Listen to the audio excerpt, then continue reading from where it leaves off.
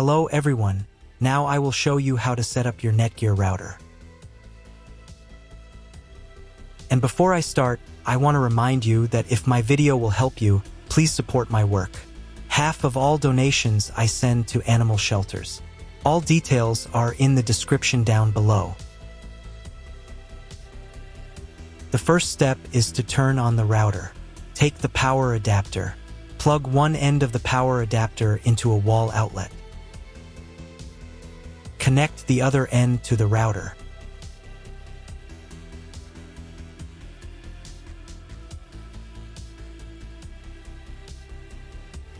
Turn on the power by pressing the button.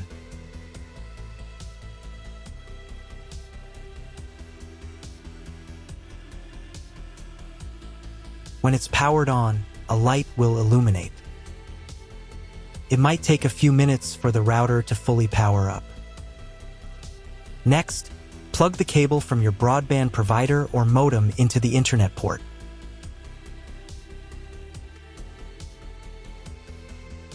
Now you should reset the router to its factory settings. Hold down the reset button on the router for 10 seconds. Wait for the lights on the router to begin flashing. Occasionally, this button can be found inside the router casing to avoid accidental presses. Use a slim object to press it down.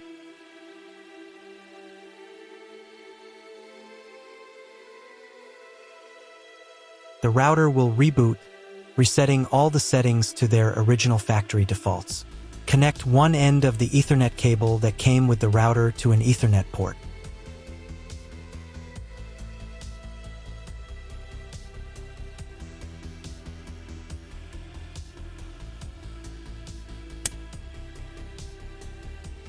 Connect the other end to your computer or laptop's Ethernet port.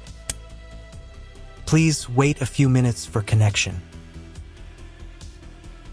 Awesome! Your router is now connected to your computer. Now you will need to set it up. Before we get started, I'll show you another way to connect the router in case you don't have an Ethernet cable or your computer doesn't have an Ethernet port. Simply plug in the router to the power adapter and connect the cable from your internet provider. Will turn on the Wi-Fi. If the router is new and hasn't been set up yet, the Wi-Fi network will be named after the router itself. Your router has a unique Wi-Fi network name and password printed on a label. Connect to it. Great, you've connected to the router. Now let's start setting it up.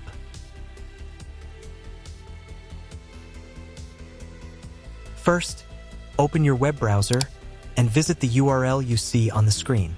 Use the URL bar instead of the search bar. Then click here.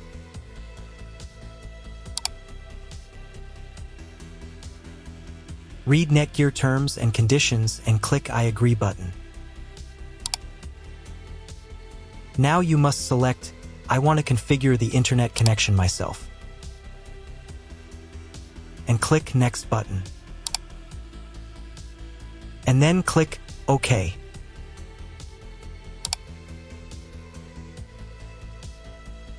If your router settings do not look like mine, it means that your router has a different firmware.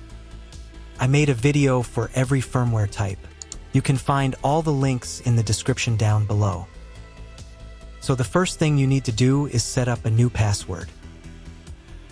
The admin password is used to log in to your router's web interface.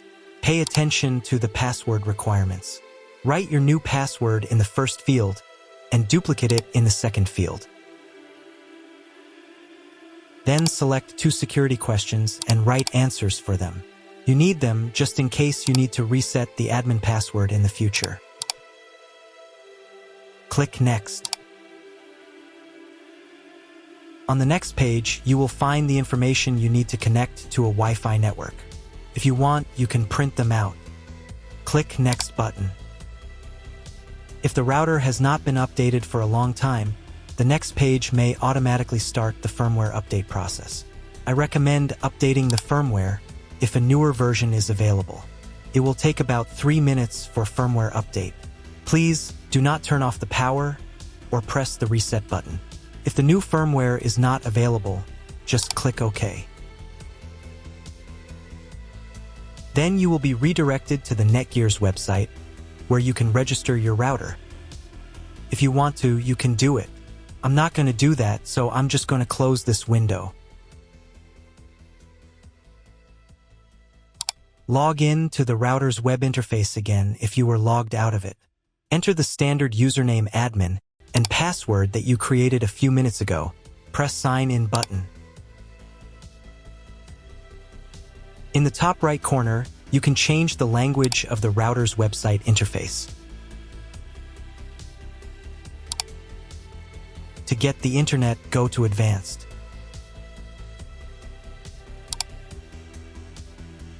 Setup Wizard. Press No, I want to configure the router myself. Then press Next button. On the next page, select the internet settings. In most cases, there are two options: connection with and without a login. Almost always, your internet connection will not require a login. All the information you need is in your internet provider's contract. If your internet connection does not require login or you do not know whether it does, select No. Leave account name and domain name unchanged.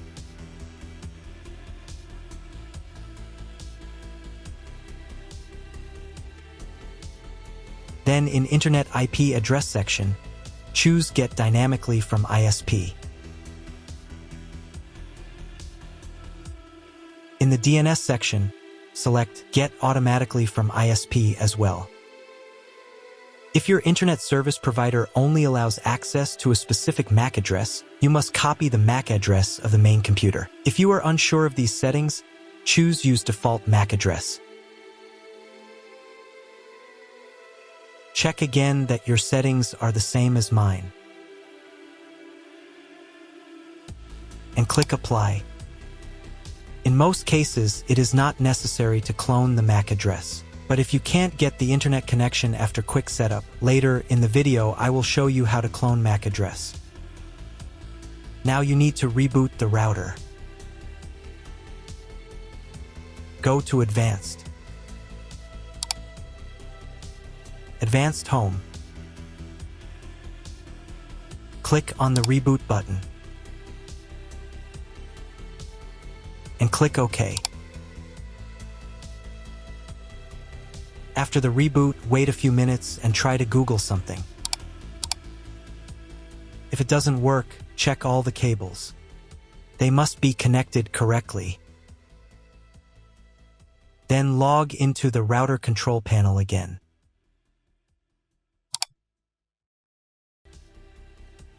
Go to Basic, Internet,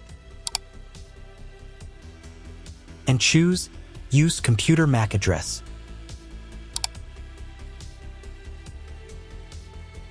Click Apply button. And then reboot router again.